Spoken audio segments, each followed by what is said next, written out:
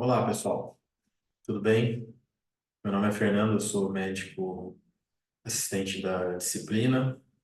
Fico a maior parte do meu tempo na enfermaria de clínica médica geral. E hoje eu recebi o desafio de falar sobre a abordagem de dispneia. Então, é um assunto que tem potencial para ser infinito. Então, eu escolhi um caminho para como discutir isso com vocês. Então, eu decidi separar a abordagem da dispneia aguda da dispneia crônica.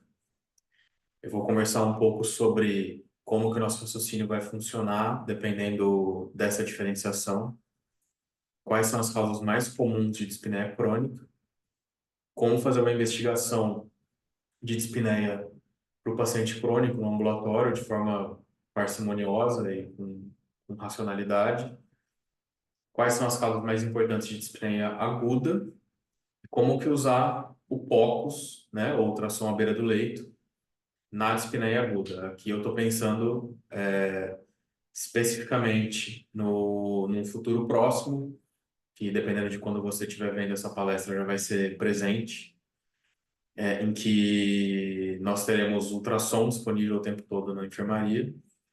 Então, e é uma enfermaria de pacientes graves, que frequentemente tem intercorrências, e uma delas, talvez uma das mais comuns, é a dispneia aguda. Mas também o que eu vou falar se aplica a outros cenários, por exemplo, socorro, etc. Então, falando sobre dispneia aguda versus crônica. Existe uma diferença em como a gente vai pensar esses problemas, e a principal diferença é o que vai guiar a nossa elaboração de diagnósticos diferenciais. No caso da dispneia crônica, a gente vai se concentrar principalmente no que é mais frequente, ou na epidemiologia. Na dispneia aguda, a gente vai se guiar pelo que é mais grave e pelo que tem mais tratabilidade. Então, óbvio que tanto em um caso quanto no outro, todos esses fatores estão em jogo. Mas na crônica predomina o nosso pensamento do que é mais provável, e na aguda a gente tem que ser mais rápido e eventualmente até iniciar tratamentos com um grau de certeza muito menor do que está acontecendo, e a gente vai se guiar pela gravidade, pela tratabilidade. Então, no ambulatório, quais são as causas mais comuns? Aqui a gente vai se concentrar, então, na epidemiologia, e as causas mais comuns de dispneia crônica são asma, DPOC, doenças intersticiais pulmonares, insuficiência cardíaca e obesidade barra descondicionamento físico. Tá? Então, essas vão ser as principais causas que tem que estar na nossa cabeça desde o começo da abordagem de um paciente com dispneia crônica. É óbvio que a gente não vai se restringir a essas causas, mas a nossa busca inicial de informações, de dados para pensar nesses pacientes vai ser guiada principalmente por esse grupo de doenças. E aí, existe um jeito da gente pensar a investigação para ser parcimoniosa. Então, vão existir pacientes com um conjunto de dados clínicos que vão te apontar muito para uma causa, e aí você vai usar o laboratório ou o exame de imagem para confirmar aquela causa, e vão ter pacientes que vão ser um pouco mais complicados que isso. Então, vamos ver alguns exemplos, né? Os dados clínicos servem para afunilar as possibilidades diagnósticas. Então, o nosso paciente 1 é um homem jovem com rinite e dispneia intermitente, com predomínio noturno. Nosso paciente 2 é um idoso, coronariopata, com dispneia progressiva, intolerância a decúbito e edema de membros inferiores. Então, esses dois exemplos iniciais são exemplos cujos dados clínicos já afunilam muito para uma hipótese principal, e a gente vai usar exames complementares para tentar confirmar aquela hipótese. E se de repente surgir algum dado que contradiz essa hipótese, ou se o próprio exame que a gente pedir não confirmar essa hipótese, aí a gente abre mais o nosso leque para considerar outras coisas. Mas, a princípio, nosso paciente 1 tem como hipótese principal a asma, a gente vai fazer prova de função pulmonar para tentar confirmar essa hipótese. E o nosso paciente 2 provavelmente tem insuficiência cardíaca, e a gente vai fazer o diagnóstico clinicamente e vai fazer o ecocardiograma para tentar classificar essa insuficiência cardíaca em termos da sua fração de ejeção ou eventualmente detectar alguma alteração ecocardiográfica que ajude a gente a dar um nome melhor e mais específico para essa insuficiência cardíaca, por exemplo, alguma valvopatia, que a gente esperaria ter um sopro, mas eventualmente pode não ter sido detectado, ou ter alguma alteração no miocárdio, por exemplo, um septo super hipertrofiado, que vai fazer a gente ir para a investigação mais no sentido de etiologia da insuficiência cardíaca e menos no sentido sindrômico de classificar o problema como insuficiência cardíaca. A gente ainda pode ter um paciente 3, que é um idoso com dispneia progressiva associada a tosse seca, e na hora de examiná-lo, a gente detecta que tem estertores em velcro nas bases. Para esse paciente, a gente pensaria numa intersticiopatia e pediria uma tomografia de tórax para confirmar esse diagnóstico. Mas, na vida real, muitas vezes, mais do que a gente gostaria, os pacientes vão ser diferentes desses 3 protótipos que parecem mais óbvios e diretos. Então, aqui a gente tem uma paciente que é uma mulher de meia idade, obesa, com dispneia há 2 meses, tem alguns episódios de agudização, tem um antecedente de tabagismo, uma carga tabágica intermediária, uma história de uma bronquite na infância que não ficou tão clara, e um exame físico prejudicado, uma ausculta que você não conseguiu detectar muita coisa, você ficou na dúvida se tem edema de membros inferiores ou não, ou só se a perna dela é daquele jeito. Então, na vida real, é muito frequente que os pacientes estejam nesse meio do caminho, em que várias possibilidades passam pela cabeça, mas não tem aquele conjunto de achados que você consegue empacotar bonitinho, dar um nome logo de cara e confirmar aquele nome com um exame. Então, para esse tipo de situação, o que a gente vai precisar fazer? Buscar mais pistas, e aí as pistas podem estar em todos os lugares possíveis, desde mais dados de história, ser mais minucioso em entender aquela bronquite na infância, por exemplo, o que era. Pode estar no exame físico, pode estar em exames complementares. A gente vai manter a epidemiologia em mente, então, sabendo o que é mais comum, a gente vai fazer uma investigação, tendo sempre isso em mente. A gente vai começar por exames simples, que podem dar mais pistas para a gente. A gente vai tentar sempre definir bem quais são os problemas que a gente está abordando. E ter na nossa cabeça também que é frequente, casos assim, terem dispneia multifatorial. Então, a gente tem que resistir à tentação de, nesse caso, por exemplo, falar que é tudo descondicionamento físico e obesidade e, eventualmente, perder outros diagnósticos ou outros problemas que podem estar contribuindo para essa sensação de dispneia nessa paciente. Então, aqui eu trouxe só uma tabela que é legal, quem quiser tirar um print, guardar isso. Eu achei uma representação bem interessante de alguns achados, né, desde observação, palpação, ausculta, outras manobras que ajudam a aumentar a probabilidade ou diminuir a probabilidade de alguns diagnósticos comuns da gente considerar diante do paciente com dispneia. Então, por exemplo, se você tem uma expansão assimétrica do tórax, isso pode falar muito a favor de pneumonia. Óbvio que a gente vai usar isso no contexto correto, né? Um paciente que está com dispneia progressiva há 3 anos, pneumonia não está nos nossos diferenciais, então não faz sentido. A gente tem que saber quando aplicar essas coisas. Eu queria chamar a atenção de vocês só para o fato de que várias coisas têm a ver com palpação e observação, e são coisas que a gente tende a fazer menos, né, na nossa prática. A gente acaba focando muito na ausculta e eventualmente perdendo dados que têm uma capacidade boa de aumentar ou diminuir a probabilidade de doenças. Então, como que seria uma progressão de investigação mais parcimoniosa nesses casos que estão duvidosos, né?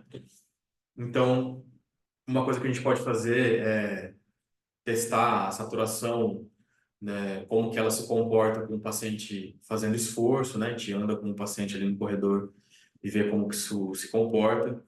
A gente pode ter uma hemoglobina, que é um exame simples, inicial, pode ser interessante. Um raio-x de tórax, um eletrocardiograma, um BNP, que vindo negativo ajuda a afastar causa cardíaca. Então, esses seriam exemplos de exames iniciais para usar no paciente com dispneia. É óbvio que se o paciente logo de cara, na sua busca por mais pistas, começa a apontar, por exemplo, para uma intersticiopatia, eventualmente uma tomografia vai poder ser um exame inicial. Aqui não é uma regra que num primeiro degrau ou numa primeira etapa você só pode pedir esses exames, mas são exemplos de exames simples que, diante de uma situação de muita incerteza, de você buscando coletar mais pistas, podem ser interessantes para te dar essas pistas a mais. Numa segunda etapa, num segundo momento, a gente poderia lançar a mão de prova de função pulmonar, tomo de tórax, ecocardiograma. E no terceiro momento começa a aparecer coisas mais complexas, por exemplo, um ecocardiograma com estresse, um teste cardiopulmonar ou ergospirometria. E aí, no máximo do exagero, ou não diria exagero, porque pode ser adequado para alguns pacientes, né? Mas no máximo da especificidade, uma ergospiro invasiva, né? Que às vezes você usa PA invasiva ou Swan Ganz no paciente fazendo um teste ergospirométrico. Então, em resumo, a dispneia crônica, a gente vai ter o uso da história do exame físico inicialmente para reconhecer padrões e fazer um exame confirmatório da nossa principal hipótese.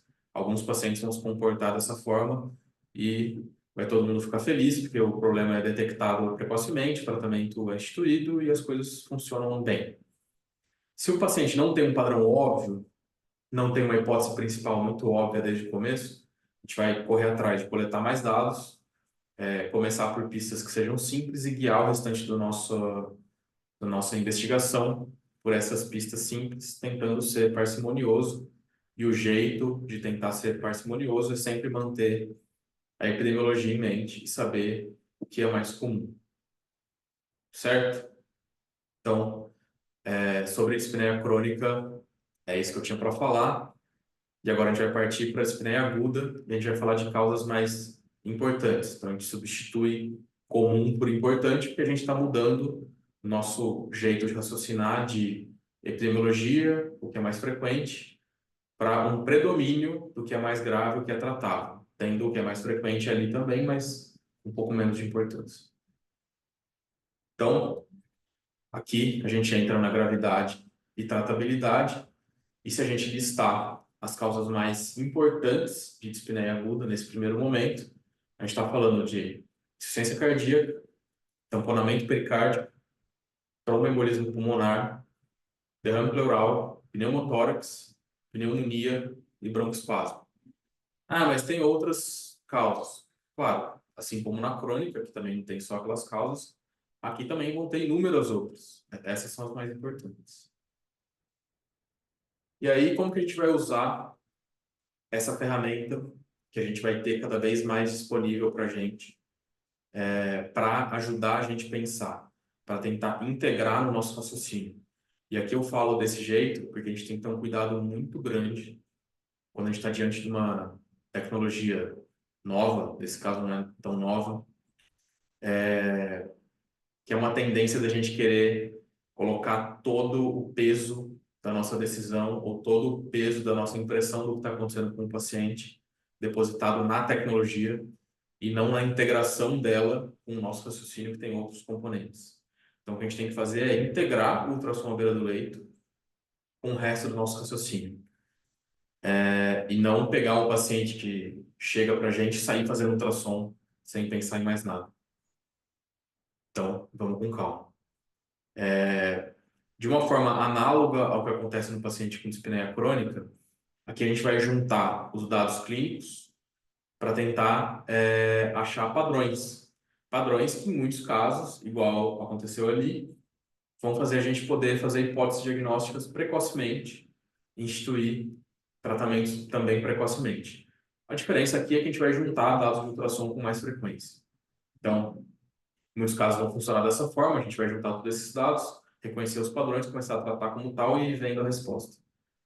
Mas, também de forma análoga ao paciente crônico, vão ter situações que infelizmente são mais frequentes do que a gente gostaria, de bastante incerteza, em que a gente vai fazer uma avaliação por etapas desses pacientes, daí tem múltiplos fluxogramas que você pode usar já prontos ou inventar o seu próprio, para ir avaliando esse paciente do ponto de vista do uso do ultrassom, usando algumas janelas específicas para ir montando a sua impressão aos poucos do que está acontecendo com ele.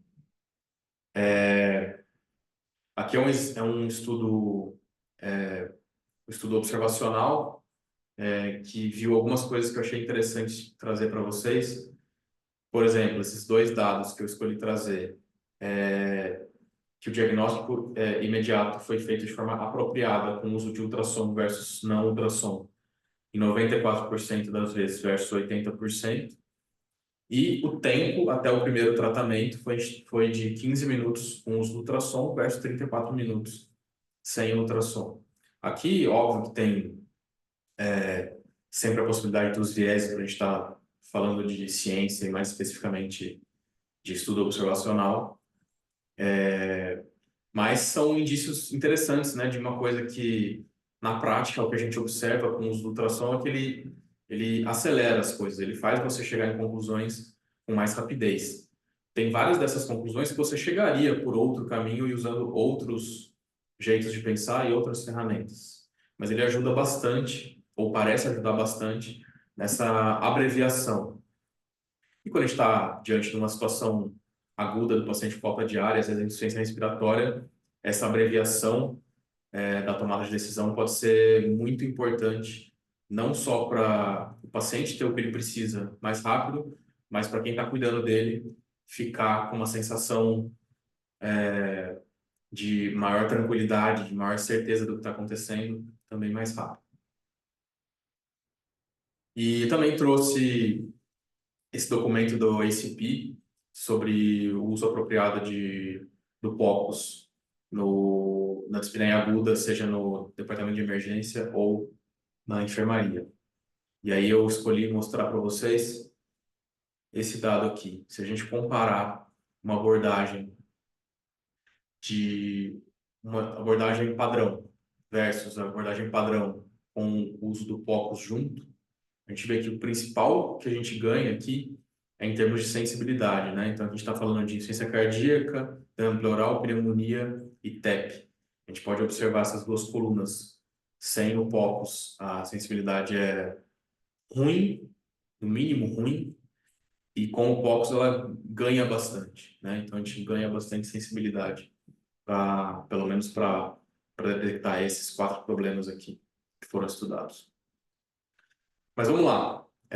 Agora a gente vai mostrar alguns padrões de imagem com algumas vinhetas clínicas para a gente ver alguns casos daquele primeiro tipo de caso, que é informações clínicas básicas, mas ultrassom permite a gente fazer hipóteses diagnósticas precoces e instituir tratamento.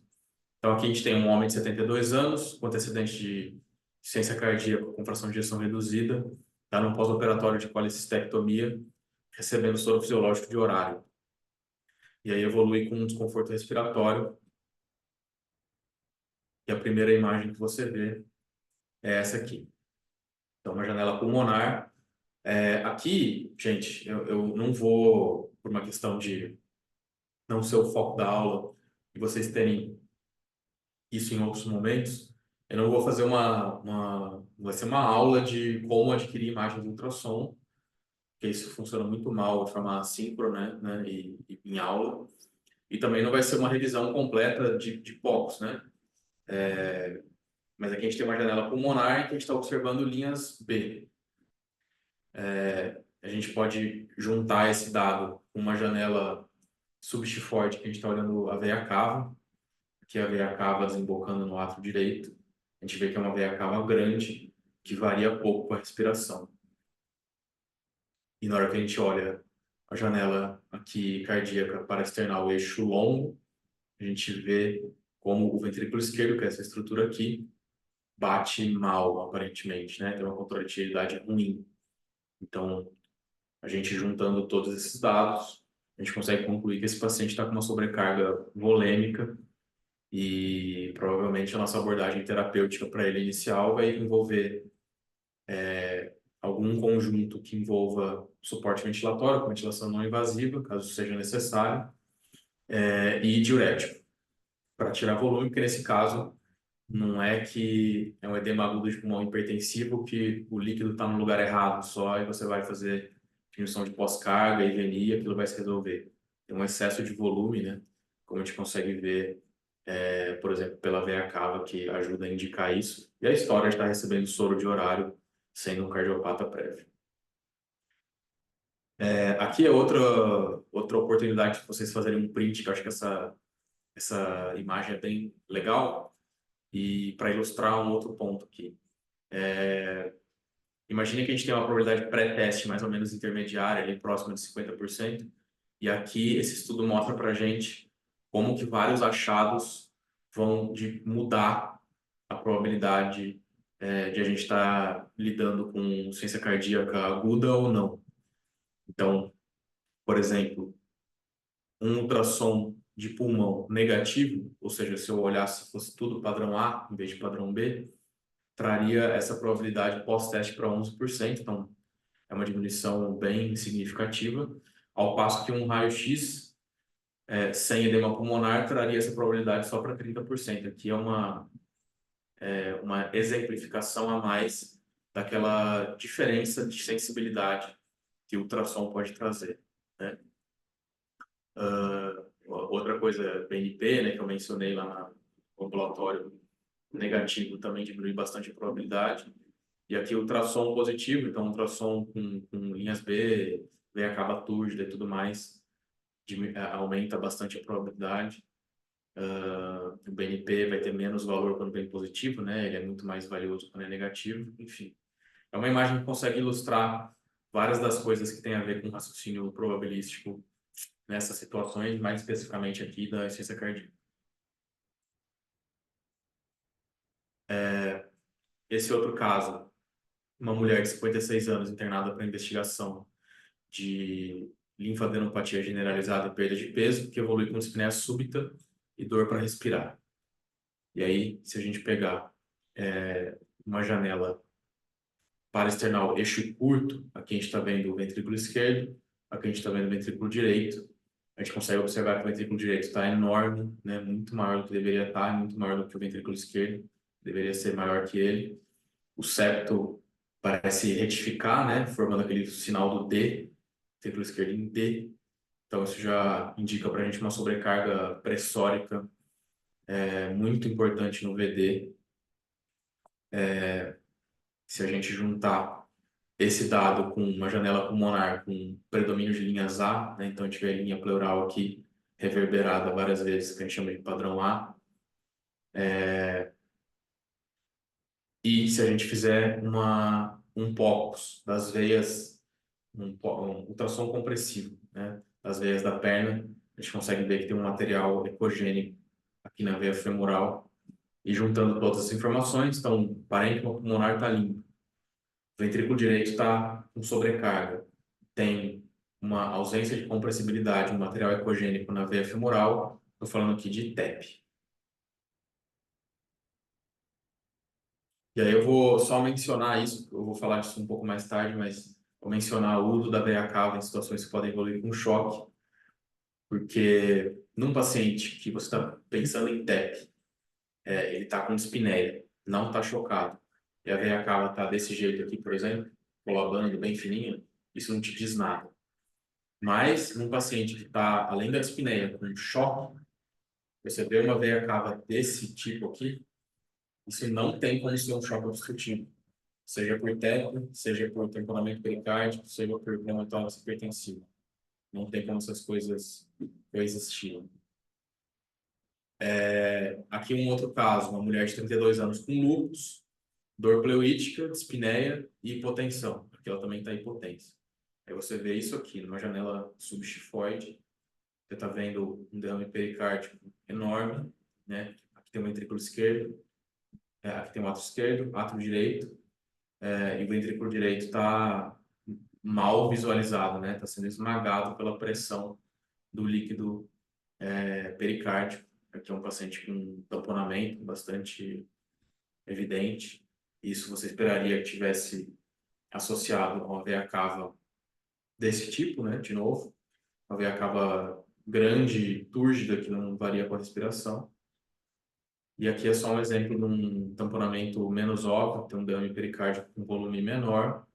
A gente consegue ver um colabamento diastólico aqui do ventrículo direito, então também indica uma fisiologia de tamponamento, que obviamente, como qualquer, ou quase qualquer processo fisiopatológico, existe um espectro, né? Aqui um outro exemplo, um paciente com dispneia súbita após passagem de cateter venoso central em subclávio. Subclávia, especificamente, não é uma coisa tão comum da gente fazer na enfermaria, mas acesso central é bastante comum. E aqui a gente está vendo um ponto pulmonar. Então a gente vê uma janela de pulmão, né? Do lado direito da imagem, a gente consegue ver que tem deslizamento pleural, e do lado esquerdo não tem deslizamento pleural. Padrão A, que diz que tem ar, mas no caso da esquerda, do meio para a esquerda da imagem, o ar está na pleura. A gente está vendo um pneumotórax. E aqui você achou bem o ponto da transição do pneumotórax para o pulmão aerado normal. Uma outra vinheta, uma mulher com dermatomiosite, pulso terapia uma semana, vem evoluindo com tosse produtiva, dispneia e dor pleurítica.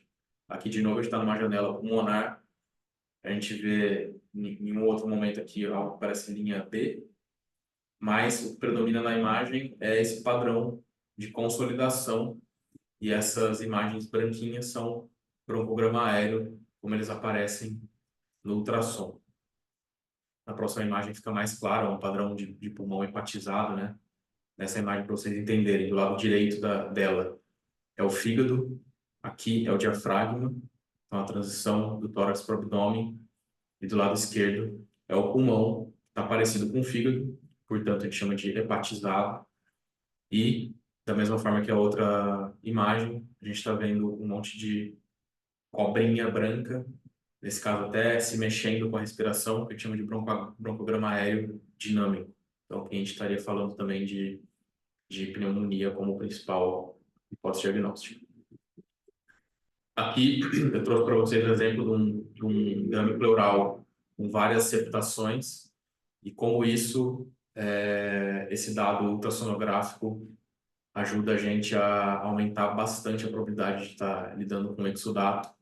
Nesse caso é um exemplo muito exuberante, né? Mas vocês vão ver muitos outros exemplos menos exuberantes que esses na prática, mas viu septação ou coisas boiando ali no líquido pleural que não seja o pulmão, obviamente. Isso aumenta bastante a probabilidade daquele derrame ser exudativo, tá? E, eventualmente isso vai ter importância para a gente tomar decisões precocemente. E cuidado que isso é pouco sensível, então a sensibilidade disso aqui é baixa. E se você vê um derrame inteiro, ecogênico, preto, sem nada no meio, isso não diz que é um transudato, tá? Você não vai ter como saber. Vai ter que necessariamente ir para os próximos passos para fazer o diagnóstico. Mas, de novo, da mesma forma que a gente falou no paciente crônico, aqui nem sempre está óbvio, igual vários desses casos que eu mostrei para vocês. Eu vou mostrar para vocês duas abordagens possíveis para quando não está óbvia a situação, ou para vocês terem um jeito de sempre abordar o paciente com dispneia e fazer as coisas sempre do mesmo jeito para não esquecer nada. A primeira abordagem que eu vou mostrar vem desse livro aqui, que eu acho um livro bastante interessante de ultrassom, é de um médico canadense que trabalha principalmente em UTI, mas ele trabalha também num ambulatório de pós-alta de pacientes com insuficiência cardíaca grave. E eu gosto muito desse livro porque ele vai justamente no encontro do que eu acho mais interessante, que é essa integração clínica do ultrassom, e não o uso isolado, o éter do ultrassom, sem ser integrado com mais nada. Então, o que ele propõe de ordem para fazer as coisas no paciente dispneico agudo, principalmente o paciente que está na ponta do espectro de gravidade, né? Então, o paciente que está muito grave. Então, começar pela veia cava, uma coisa fácil de ver na maior parte das vezes e vai te dar várias informações já. Então, por exemplo, se você estiver lidando com um paciente que está dispneico e ao mesmo tempo hipotenso, chocado, mal perfundido, se você olha uma cava pequena e com variação respiratória, você já tirou da sua frente pelo menos três diagnósticos. Um deles é pneumotórax hipertensivo, TEP maciço, e aqui eu faço de novo o adendo de que TEP de forma geral não pode ser excluído nesse caso, mas TEP causando choque pode ser excluído nesse caso. E tamponamento pericárdico também vai ter que estar túrgida e com pouca variação respiratória. Então, se ela estiver pequena e variando, essas três coisas já saíram do nosso diagnóstico diferencial inicial. Ali, aproveitando que está na janela subxifoide, vai um pouquinho para o lado esquerdo do coração para ver o coração em si. A gente consegue ver rapidamente se tem derrame pericárdico ou não. A gente consegue ter uma ideia da razão VD para VE, para ir tendo uma impressão maior se está falando a favor de TEP ou não, e consegue ter uma noção da contratilidade do VE. Aí a gente passa para as janelas paraesternais mais apical, 4 câmaras. A gente vai ver contratilidade de VE e VD de forma um pouco mais adequada. A gente vai poder ver se tem sinal de McConnell ou não. Quando não tem, isso não diz muita coisa. Quando tem, é um achado que é razoavelmente específico para TEP, tá? E você vai ver de forma bem grosseira, porque a gente não é ecocardiografista, mas você pode jogar um Doppler colorido ali e ver se tem alguma regurgitação valvar muito grosseira que qualquer pessoa é capaz de detectar. Aqui eu coloquei só um exemplo do TAPSE, que é uma medida que a gente pode fazer, uma das poucas medidas que a gente faz, né, no ultrassom à beira-leito, para quem não é cardiografista, óbvio, que é colocar um nódulo M aqui na porção lateral da tricúspide e ver a movimentação do ventrículo direito. A gente consegue ter uma ideia da contratilidade dele. Óbvio que não é perfeito, não é a única medida, mas quando vem muito alterado, pode ajudar a gente a pensar que tem uma disfunção sistólica de VD. E aí, o muito alterado aqui, vocês vão ler mais de um corte, provavelmente, mas o mais o dado é 1,7 centímetros ou 17 milímetros. Aí, finalmente, a gente vai para o pulmão, né? A gente está falando de um paciente com dispneia, afinal. A gente vai procurar linhas B, vai procurar consolidações, como eu mostrei para vocês, e vamos ver derrame pleural, e a gente pode, na linha axilar média, inclusive quantificar esse derrame pleural em pequeno, se tiver menor que 1 centímetro, moderado se tiver 1 a 2, ou grande se tiver maior que 2.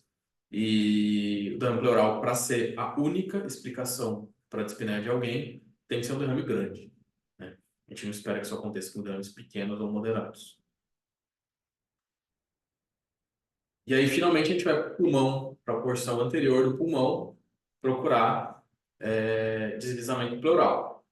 E aí, aqui, óbvio, falando uma coisa que eu repeti várias vezes, eu acho, já essa aula, mas, por exemplo, se você está numa situação que o paciente acabou de passar um acesso subclaro, começou a ficar dispneico, muito dispneico, cansado, a pressão começou a baixar e tudo, você vai olhar o pulmão anterior primeiro. E você está procurando especificamente, dentro daquele padrão de achados, se tem deslizamento pleural ou não. Se não tiver, você já vai fazer o diagnóstico de pneumotórax, funcionar, drenar, tratar do jeito que você achar adequado para aquela situação. Mas você não vai, no paciente que eu acabei de descrever, olhar o apical 4 câmaras dele primeiro. Não faz sentido. Você vai procurar o que parece mais provável naquele momento, né? E o que é bem tratável, né? Que é o pneumotórax. tá? Então, só para reforçar mais uma vez, isso que vai ter os casos que você tem uma hipótese muito forte, você vai se guiar por procurar ela e confirmar ela e tratá-la, e vai ter a situação mais de incerteza, e que daí esse passo a passo acaba fazendo mais sentido. Uma outra possibilidade é um protocolo famoso para pacientes com dispneia, né, que é o protocolo Blue. Você vai começar pelo deslizamento pleural, se está presente ou não. Se tiver presente, daí você vai para o padrão A versus padrão B. Se tem um padrão A, daí você vai procurar TEP, vai pensar em DPLC ou asma. Se tiver um padrão B, você vai pensar mais em edema pulmonar e tudo mais. Então, é uma coisa legal para vocês terem em mente, e podem usar se quiserem, óbvio, mas é só uma outra possibilidade de como abordar. E vocês vão ver outras possibilidades de padrão, vocês podem criar na cabeça de vocês um padrão que vocês se sintam mais confortáveis, né? O importante é fazer de um jeito que você detecte rapidamente o que está acontecendo com o paciente e consiga ajudá-lo ou ajudá-la. E aí que eu fiz um epílogo com algumas causas menos comuns de dispneia e algumas armadilhas que eu acho que vale a pena mencionar numa aula como essa. Então, em relação à acidose metabólica, a gente viu muito isso durante os picos da pandemia de Covid-19. Todo mundo estava, né, focado só em fazer diagnóstico de Covid e só se pensava naquilo. A gente viu inúmeros pacientes chegando, por exemplo, com cetoacidose diabética, sendo tratado como Covid. E era um paciente super taquipneico, respiração profunda e tudo mais, mas não era respiratório nem cardíaco o problema daquele paciente, pelo menos não de forma inicial. Era um problema metabólico. Então, tomar cuidado que, às vezes, dispneia, taquipneia, respiração profunda, é acidose metabólica e não tem nada a ver com essas causas mais comuns que a gente mencionou agora, mas pode enganar. A outra coisa que pode enganar, às vezes, é fraqueza muscular. Então, não está dentre as causas mais comuns, mas a gente tem que pensar nisso. E aí aqui eu lembro de outro exemplo que já ficou na enfermaria alguns anos atrás, que no fim das contas era uma esclerose lateral amiotrófica, começando com uma fraqueza isolada de diafragma, e a apresentação do paciente era alguns tremores que ele fazia, porque fazia acúmulo de CO2 e se manifestava como umas mioclonias, na verdade. Então, lembrar que existe hipoventilação, não só da obesidade, né? Mas existe hipoventilação como causa de dispneia e em alguns casos, e talvez eu diria que é um dos poucos casos que realmente faz diferença, é uma gasometria arterial do raciocínio. Um deles é esse, né? Você detectar que o paciente está realmente hipoventilando pelo acúmulo de CO2. Pericardite constritiva é outro diagnóstico que eu acho que vale a pena mencionar, porque já vi casos com inúmeros ecocardiogramas negativos, que não se encontrava a causa do problema do paciente e era uma pericardite constritiva. Então, em casos que não estão saindo do lugar, o paciente está lá dispneico no ambulatório, múltiplos ecos e ninguém consegue achar o que está acontecendo, pense se tem algum fator de risco, por exemplo, já teve tuberculose antes, para a gente pensar em pericardite constritiva e pense se vale a pena entreter essa hipótese diagnóstica. Outra coisa que eu acho que vale a pena mencionar é essa etiqueta que os pacientes ganham quando chegam no pronto-socorro ou no hospital com dispneia e inchaço, que é IC perfil B. Então, é uma etiqueta muito fácil de ser colocada nos pacientes, né? Porque você vê um paciente inchado, com congestão pulmonar e que está bem perfundido, dá muita vontade de chamar disso de IC perfil B e parar por aí. E a gente não deve parar por aí por dois motivos. Primeiro que, mesmo que seja uma IC crônica descompensada em perfil B, a gente tem que pensar por que essa descompensação aconteceu. Então, isso é um passo que frequentemente é esquecido pelas pessoas. E o outro motivo que a gente pode estar chamando de IC perfil B uma coisa que tem outro nome melhor que esse, né? Por exemplo, uma hipertensão pulmonar descompensada ou uma valvopatia crônica que agudizou, né? E esses dois exemplos que eu acabei de dar, ambos podem ter tratamentos que são específicos para aquele problema, tem um nome mais certeiro, mais específico. que vão além do que a gente vai fazer de forma geral para esse perfil B, que é tirar volume, vasodilatar, etc. E a última coisa que eu vou mencionar é em relação à ansiedade ou dispneia psicogênica ou diagnósticos desse tipo, que existem, obviamente, né? Existe gente dispneica por ansiedade, mas tem que ter muito cuidado para dar esse nome para o que está acontecendo com o paciente, tá? Bastante cuidado para não comer bola de coisas graves que estão rolando ali no background e a gente está deixando de ver, chamando de ansiedade, tá bom? É isso que eu tinha para falar. Obrigado pela atenção. Eu fico disponível, como sempre, para vocês para perguntas, por e-mail ou nos corredores do hospital, ou pelo meu telefone. Eu não vou colocar aqui, mas podem pedir para quem tem meu telefone que eles te passam e me mandem WhatsApp, fiquem à vontade, tá bom? Me liguem, enfim, fiquem à vontade. Um abraço.